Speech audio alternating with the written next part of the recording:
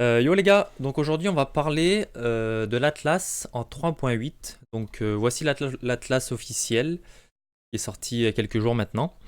Alors moi personnellement ce que je vais faire, c'est que je vais commencer en bas à droite. Pourquoi? Parce que de la tier 1 quasiment jusqu'à la tier 16, on a des maps qui ont un layout pas dégueulasse, une densité correcte quasiment aussi sur la plupart des maps. Et vu que je joue en hardcore, des maps rouges où les boss sont pas très très ripis à faire. Alors on peut voir qu'il y a pire, Armory, désert, donc les maps blanches c'est pas très important au début. En tiers jaune on a donc Estuary, c'est le chemin que je vais prendre, Conservatory, Graveyard, Mineral Pools, donc pareil Estuary est bien. Après ces trois maps là sont un peu moins bien mais restent très corrects. Et donc pourquoi j'ai choisi surtout en bas à droite aussi, c'est parce qu'à partir de la tier 10 jusqu'à la tier 15, c'est des maps avec des bons layouts et une densité plus que correcte. Donc en tier 10, on a la fameuse Toxic Sewer, qu'on ne présente plus. Après, on a Tower, Belfry, donc c'est le seul boss qui peut être un petit peu rippy, donc à la limite, je peux faire Cemetery, une des deux. Pour partir ensuite sur Wasteland, Colosseum, donc là, c'est le layout le moins bien des tiers rouges, avec un boss qui reste correct, qui est phasé, mais ça passe.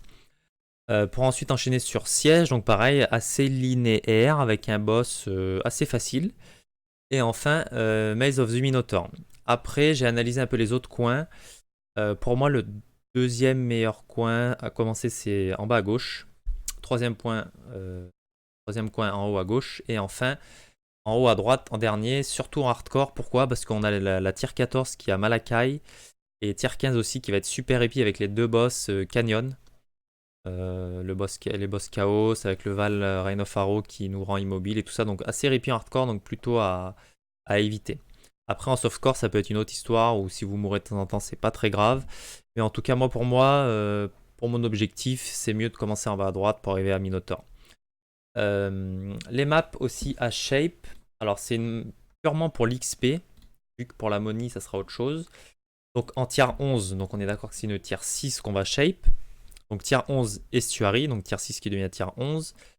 Tier 12, vous avez deux choix. Vous avez soit Waste Pool, ou si vous voulez pas mettre la tier 16 sur Underground Sea, vous pouvez mettre votre Underground Sea en tier 12.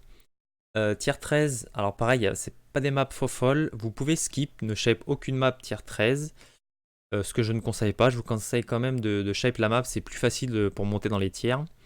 Donc vous avez Temple, Graveyard et Arachnidness qui restent très corrects. En tier 14, vous avez Scriptorium et Waterways qui est ici. Alors je vous conseille vraiment de shape Waterways, je vais vous expliquer dans 2 minutes pourquoi. Et donc en tier 15, on a la fameuse Toxic Sewer qui est pour moi la meilleure map à shape en tier 15 et je vais vous expliquer pourquoi. Sans compter sa densité et son layout qui est super cool.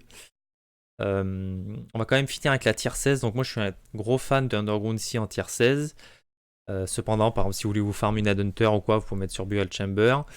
On ne sait pas aussi sur quelle map encore va dropper la fameuse carte qui drop une Corrupted Headhunter avec 2 implicites. Donc ça peut être aussi une map à tier 16. Même si le taux de drop va être super faible, ça peut être quand même intéressant à tier 16 cette map. Alors pourquoi je disais que Waterways et Toxic Sewer sont pour moi les meilleurs tier 14 et tier 15? Parce que là on a donc le drop des bases. Et donc vu que c'est une ligue mignon, on peut voir que sur Toxic Sewer, on peut dropper un bon helmet et sur Waterways aussi.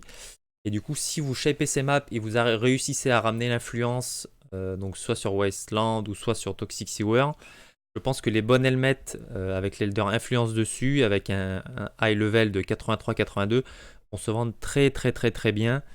Comme je vous disais, pourquoi? Parce que c'est une ligue mignon. Voilà, donc pour moi, très intéressant. Après, si vous partez ES par exemple, vous pouvez shape pour une Crystal Belt, ou enfin un peu comme vous voulez en fonction des items dont vous avez besoin. Mais pour moi, ça va être de la big money sur Waterways. En plus, si vous êtes assez rapide pour choper la tier 14, pour Waterways, vous pouvez aussi vendre les cartes pour la tabula. En tout cas, faire des tabulas et les vendre. En League Start, ça se vend très très bien. Voilà, c'était tout pour aujourd'hui. Si vous avez des questions, n'hésitez pas à passer sur live, poser vos questions. Et si je ne suis pas live, eh ben, vos questions dans les commentaires et j'y répondrai avec plaisir. Sur ce, ciao ciao.